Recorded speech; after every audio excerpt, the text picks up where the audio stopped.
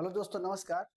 आज हम लोग बात करने वाले हैं संविधान की अनुसूचियों के विषय में। पहली अनुसूची कब आई, दूसरी, तीसरी किससे संबंधित है, चौथी किससे संबंधित है, इसमें किस संविधान संशोधन से 8वीं, 9वीं, 10वीं, 11वीं और 12वीं इनको कैसे जोड़ा गया, इसमें कैसे परिवर्तन हुए, हम लोग इस पर बात करते हुए आगे चलेंगे। ठीक है। जो पहली अनुसूची है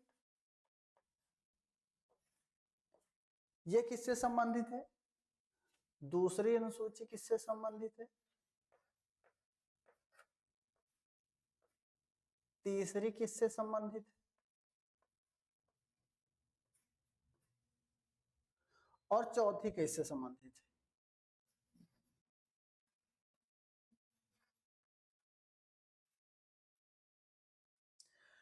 देखिए, पहली अनुसूची में जो है आपका पहली अनुसूची में संघ एवं राज्य क्षेत्र, संघ एवं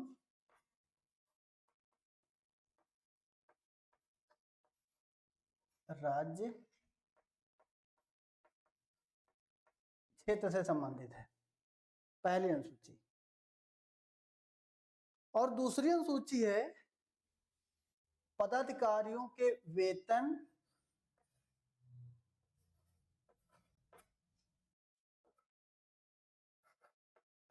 भत्ते एवं पेंशन। दूसरी अनुसूची वेतन, भत्ते और पेंशन से संबंधित है। और तीसरी किससे संबंधित है, तीसरी संबंधित है, अगर देखिए राज्य क्षेत्र हुआ, दूसरे में पेंशन और भत्ता हुआ, तो तीसरे में अधिकारियों या पदाधिकारियों के शपथ से संबंधित है। पदाधिकारी मतलब जैसे मुख्यमंत्री, प्रधानमंत्री, राष्ट्रपति, ये जो कैबिनेट मंडल होता है उनके शपथ ग्रहण से संबंधित है। ठीक है, शपथ से संबंधित है।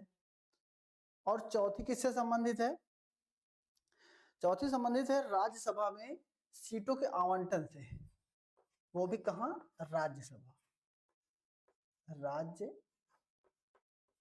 सभा में सीटों के बंटवारे से संबंधित है या आवंटन से संबंधित है। ठीक, पहला संघ एवं राज्य क्षेत्र से संबंधित है, दूसरा अनुसूची वेतन अधिकारियों पदाधिकारियों के वेतन, भत्ते एवं पेंशन से संबंधित है, जबकि तीसरी अनुसूची जो है उनके शपथ से संबंधित है। कौन, वो जो ऊपर अधिकारी एवं पदाधिकारी हैं उनके जो है शपथ से संबंधित है। चौथी जो है जो अनुसूची है वो राज्यसभा में सीटों के बंटवारे को लेकर अनुसूची ये दर्शाती है। ठीक है, अब बात करते हैं हम लोग पांचवी, छठवीं,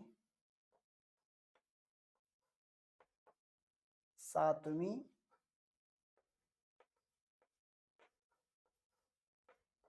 और आठवीं।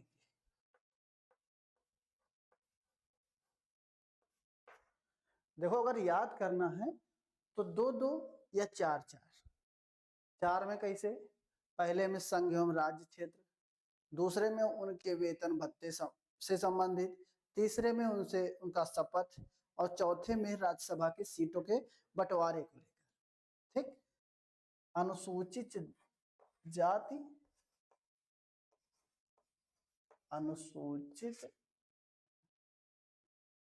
अनुसूचित जाति एवं जनजाति, अनुसूचित जनजाति पर प्रशासन एवं नियंत्रण, प्रशासन एवं नियंत्रण से पांचवी संबंधित है। अनुसूचित जाति एवं जनजाति का इस पर जो है नियंत्रण एवं प्रशासन किसका होगा, वो 5वीं अनुसूची से संबंधित है। अब बात करते हैं 6वीं की। 6वीं अनुसूची में क्या है कि ये जो असम,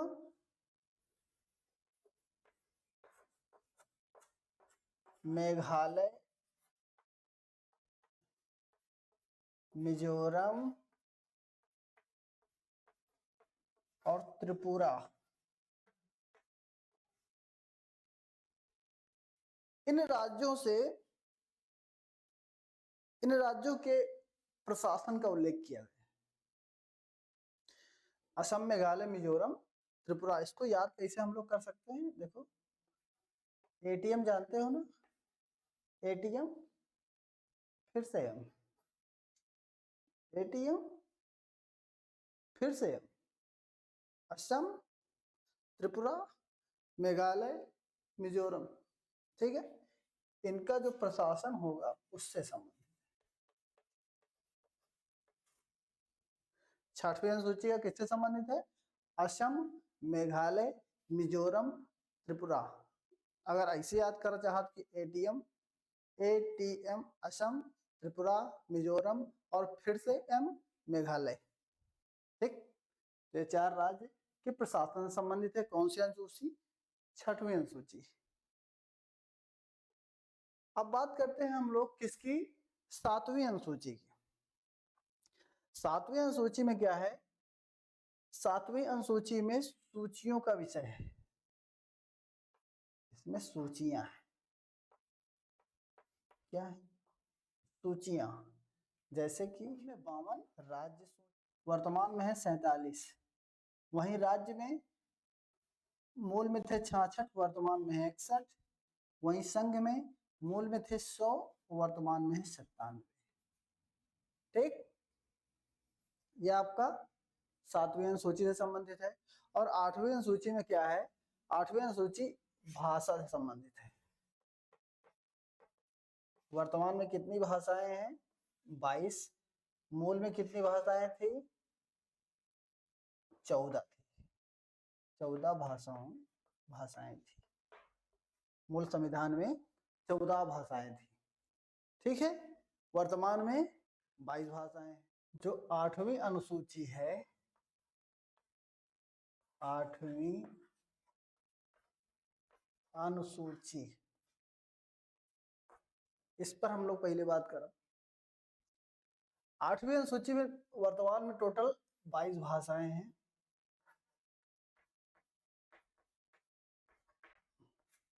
जबकि मूल में कितने हुआ करती थी, मूल संविधान में 14 भाषाएं थी। कितनी बढ़ी हैं, 8। 8 भाषाएं बढ़ी हैं।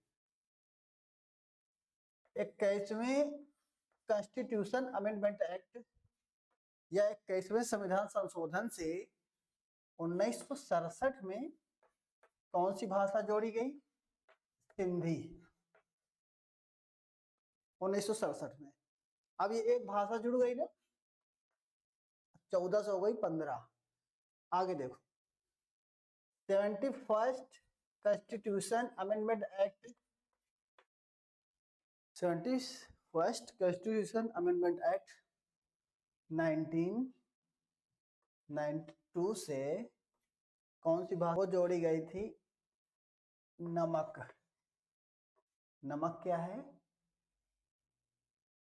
नेपाली, मणिपुरी, कोंकणी।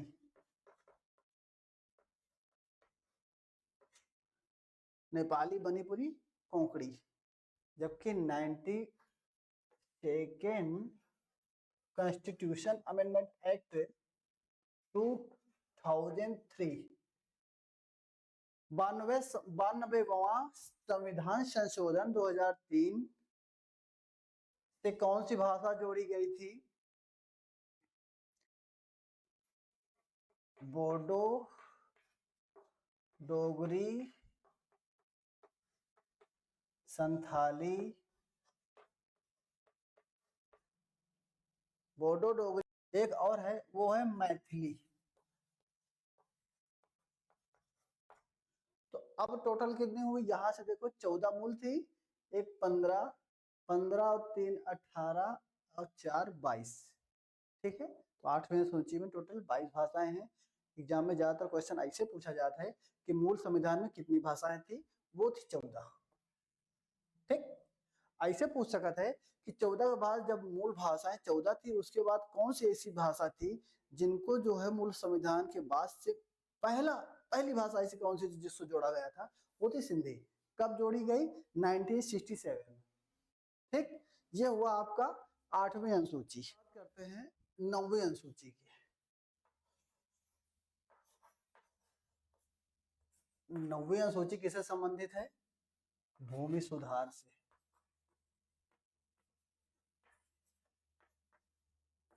ये है आपका फर्स्ट कॉन्स्टिट्यूशन अमेंडमेंट एक्ट 1951 से ये जुड़ी है।